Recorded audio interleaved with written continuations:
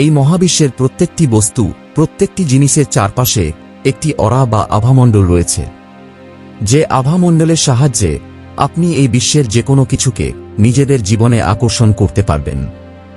বিশেষজ্ঞ Bob proctor বলেছেন যে আপনি যদি এই আভামণ্ডলকে বুঝে ফেলেন, যদি আপনি এই আভামণ্ডলকে অনুভব করতে পারেন, তাহলে বিশ্বাস করুন, আপনার জীবনের লক্ষ্য, আপনি যা ম্যানিফেস্ট করতে চান, তা সবকিছুই সহজলভ্য হবে আপনার কাছে।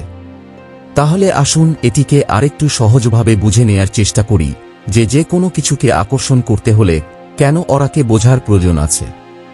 আমরা যেখানেই থাকি অথবা আমাদের চারপাশে যা কিছুই আছে, আমাদের চারপাশের প্রতিটি বস্তুর একটি এনার্জি ফিল্ড বা শক্তি ক্ষেত্র রয়েছে, যে ক্ষেত্রটিকে কোনো সাধারণ মানুষ তার চোখ দিয়ে দেখতে পারে না। আর এই একই শক্তির কারণে অরা উৎপন্ন হয়, যাকে যদি বিজ্ঞানের ভাষায় বোঝা যায় তাহলে একে ইলেকট্রোম্যাগনেটিক ফিল্ডও বলা হয়। বোঝার চেষ্টা করবেন যে এখানে আমি বলেছি যে সব কিছুর ভিতরে শক্তি আছে। তার মানে হলো আপনার হাতে এখন যে ফোনটি আছে সেটি আমাদের কাছে সলিড মনে হলেও যদি দেখা যায় তবে এটিও একটি শক্তি। আপনি এখন হয়তো এটিকে একটি কঠিন হিসাবে দেখছেন, কিন্তু এটি কেবল আপনার ফোন বা আমার ফোনে নয়, আমরা সকলেই শুধুমাত্র এবং একমাত্র এক প্রকারের শক্তির রূপ। যেমনটি আমি বলেছি যে বিজ্ঞানের ভাষায় অরাকে বলা হয় ইলেকট্রোম্যাগনেটিক ফিল্ড, অর্থাৎ প্রতিটি মানুষের চারপাশে ইলেকট্রোম্যাগনেটিক ফিল্ড থাকে এবং আপনার অরাতে যত বেশি শক্তি থাকবে তত বেশি শক্তির দিকে আপনি এমন অনেক জিনিসের দিকে বা শক্তির প্রতি আকৃষ্ট হতে থাকেন যাদের আপনি জানেনই না। আপনারা কি কখনো এটা অনুভব করেছেন যে এই দুনিয়াতে এত মানুষ থাকা সত্ত্বেও আমরা কেন আমাদের মতোই মানুষদের আকর্ষিত করি? আপনি যদি ধনী হন তবে আপনার বন্ধুত্ব হবে বেশিরভাগ ধনী লোকের সাথে, আর আমরা যদি গরিব হই তবে আমাদের বন্ধুত্ব হবে আমাদের শ্রেণীর মানুষজনের সাথে। আসলে এই ঘটনা ঘটছে কারণ তাদের উভয়েরই সমান অরা বা আভা রয়েছে। ভেবে দেখুন, যদি আপনি কম অর্থ উপার্জন করেন তবে খুব সম্ভবত আপনার 90% বন্ধু-বান্ধব আপনার মতোই অর্থ উপার্জন করছেন। সর্বদা মনে রাখবেন যে আপনার অরা বা আভামণ্ডল আপনার শারীরিক, মানসিক এবং মানসিক অবস্থাকে দেখায়। চলুন এই ব্যাপারটিকে প্র্যাকটিক্যাল ভাষায় বোঝার চেষ্টা করি। আমরা প্রায়শই দেখি যে মানুষ তার নিজের চেয়ে বড় ব্যক্তিত্বের মানুষ পছন্দ করেন, যেমন কোনো সুপারস্টার, ডাক্তার, ইঞ্জিনিয়ারের মতো। তবে কখনো আপনারা কি জানার চেষ্টা করেছেন যে কেন এমন হয় যে মানুষ সবসময় তার নিজের চেয়ে বড় ব্যক্তিত্বের মানুষকেই পছন্দ করেন? কিন্তু কথা হচ্ছে, মানুষ তাদেরকে পছন্দ তো নিশ্চয়ই করেন, কিন্তু কেন তারা তাদের পছন্দের মানুষের মতো হতে পারেন না? এটা খুবই বিভ্রান্তিকর প্রশ্ন, আর এর সবচেয়ে বড় কারণ কোথাও না কোথাও আপনার অরাই হয়ে থাকে। আপনি কি চান মানুষ আপনাকে সম্মান করুক নাকি ঘৃণা করুক? যদি আপনার অরা বা আভামণ্ডল শক্তিশালী হয়ে থাকে তাহলে স্বয়ংক্রিয়ভাবেই সেই সব মানুষের অবচেতন মনে আপনার ভালো প্রতিচ্ছবি তৈরি হবে। আর যাদেরই আভা কম শক্তিশালী, এর মানে হলো আপনি যদি সফল হতে চান তাহলে আপনাকে আপনার শক্তিকে বুঝতে হবে, আপনার আভাকে বুঝতে হবে। আপনাকে বুঝতে হবে আপনার ভেতরের ভাইব্রেশনকে, যে কোন কোন ধরনের ভাইব্রেশন আপনার মধ্যে তৈরি হচ্ছে। এই দুনিয়াতে যত দুঃখী এবং সমস্যাগ্রস্ত মানুষ রয়েছেন সেই সমস্ত লোকেদের অরা কোথাও না কোথাও কমই হয়ে থাকে, এবং যে সমস্তই সফল এবং ধনী লোকেরা রয়েছেন তাদের অরা অনেক শক্তিশালী হয়ে থাকে, এবং সেই কারণেই তারা কম আভাযুক্ত লোকদের দ্বারা আকৃষ্ট হয়ে থাকেন। আমি আপনাদের প্রতিটি ভিডিওতে বলতে থাকি যে সবসময় পজিটিভ থাকুন, কিন্তু কেন আমি ইতিবাচকভাবে এই কথা বলি কখনো কি ভেবে দেখেছেন? কারণ ইতিবাচক চিন্তা করলে আপনার অরা আরও বাড়বে, আরও শক্তিশালী হতে থাকবে। আমাদের পজিটিভিটি নিজেই এতটা শক্তিশালী হয় যে এটি আমাদের এনার্জিকে পরিবর্তন করে ফেলতে পারে।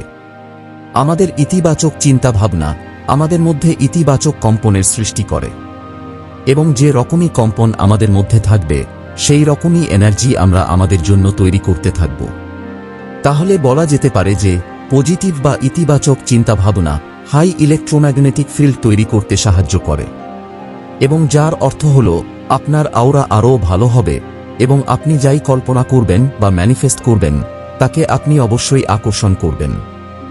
আসল অর্থে আমি যেমন ভাবি আপনিও সেরকমই ভাবেন, কিন্তু পার্থক্য হলো বিজ্ঞানগতভাবে আপনি এগুলিকে ধরতে পারেন না। এখন এইটাকে বোঝার চেষ্টা করুন যে আপনি কি কখনো এমন মানুষদের সাথে থাকতে চাইবেন যারা অন্তর থেকে ভীতু হয়ে থাকেন, যারা ভিতর থেকে দুঃখী? আপনি কি তাদের সাথে কোনো অবস্থাতেই থাকতে চাইবেন? আমি মনে করি না, এবং সত্যিই আপনি থাকতেও চাইবেন না। কারণ যে ভয় পায়, যে তাদের ভিতর থেকে দুঃখী, তাদের অরা আপনার চেয়ে অনেক কম, তাই আপনি তাদের আকর্ষণ করতে চাইবেনও না, আর এমনকি আমিও তাই করব। তবে পার্থক্য হল আপনি বুঝতে পারছেন না যে আপনার ভিতরে কি ধরনের শক্তি তৈরি হচ্ছে, আপনার আভার মাত্রা কি। এখানে আরও একটি জিনিস আপনাকে বুঝতে হবে যে আমাদের আভা স্থিতিশীল নয়, তার মানে এটি পরিবর্তন করে, আপনার মানসিক অবস্থার উপর নির্ভর করে। আপনি নিজেই ভাবুন যে আপনার জীবনে যে ভুল বা বাজে অভ্যাসগুলি আছে তাদের করার সময় আপনি কেমন অনুভব করেন। নিঃসন্দেহে সেই বদ অভ্যাসগুলিকে করার পরে আপনি কখনই ভালো অনুভব করবেন না। আর সেখানেই আপনাকে বুঝতে হবে যে এই ধরনের কর্ম হ্রাস করা আপনার কর্তব্য। সেই ধরনের কাজ করতে আপনার অরা খুব কম ছিল, তাই আপনার এই ধরনের কর্মকে খুব শীঘ্রই বন্ধ করা উচিত।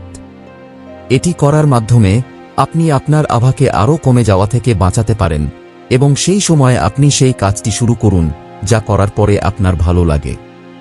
একটি উদাহরণ থেকে বুঝুন যে আপনি যে কোনো কাজ করছেন আর সেটিকে করতে আপনার অনেক কষ্ট হচ্ছে, কিন্তু আপনি জানেন যে সেই কাজটি শেষ করার পরে আপনি মন থেকে ভালো বোধ করবেন, এবং আপনি যখন সেই কাজটি শেষ করে ফেলবেন আপনি তখন সত্যিকারের ভালো বোধ করবেন।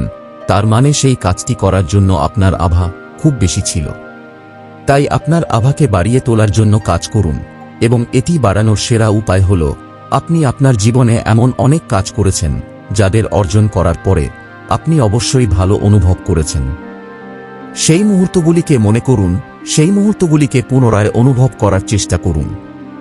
মনে করুন যে যখন আপনি সেই কাজটি শেষ করেছিলেন তখন আপনি কতটা ভালো অনুভব করছিলেন। এটি করার মাধ্যমে আপনার মধ্যে ইতিবাচক শক্তি আসবে, যার ফলে আপনার আভা আরও বেশি শক্তিশালী এবং বিকশিত হবে। জীবনে সেই কাজগুলিকে বারবার করুন যেগুলিকে আপনি করতে পছন্দ করেন, যেগুলির ফলাফল আপনি পছন্দ করেন। এই অভ্যাস আপনার আভা বাড়িয়ে দেবে, এবং আপনার ইতিবাচক চিন্তাভাবনাগুলি আপনাকে সেই জিনিসগুলিকে আকর্ষণ করতে সাহায্য করবে। তবে এখন প্রশ্ন হচ্ছে যে আমরা কি আমাদের অভ্যন্তরীণ আভা দেখতে পারি নাকি শুধু তাদের অনুভব করতে পারি? আপনি আপনার আভাকে কেবল অনুভব করতে পারবেন, আপনি এটি খালি চোখে দেখতে পারবেন না। তবে হ্যাঁ, কিরলিয়ান ফটোগ্রাফির সাহায্যে আপনি সমস্ত কিছুর শক্তিকে দেখতে পারেন। তাই আপনার ভিতরে কী ধরনের শক্তি রয়েছে তা মাথায় রাখুন, এবং আপনার ভিতরে সেই আভাকে অনুভব করুন। আভামণ্ডলের শক্তিকে বাড়ানোর জন্য আপনি কৃতজ্ঞতার সাহায্য নিতে পারেন, কারণ কৃতজ্ঞতা করার মাধ্যমে আপনার মধ্যে ইতিবাচক চিন্তার মাত্রা বাড়তে শুরু করে, এবং যখন আপনার মধ্যে ইতিবাচকতা বাড়বে তখন আপনার মধ্যেও আবার শক্তিও বাড়বে। ধীরে ধীরে দেখবেন আপনার জীবন সম্পূর্ণ বদলে গেছে। আপনার কাছে সুখের ভাণ্ডার থাকবে, আপনার কাছে অর্থের ভাণ্ডার থাকবে। আপনি অবশ্যই আপনার জীবনে যা চান তার সবকিছুর ভাণ্ডার দেখতে পাবেন।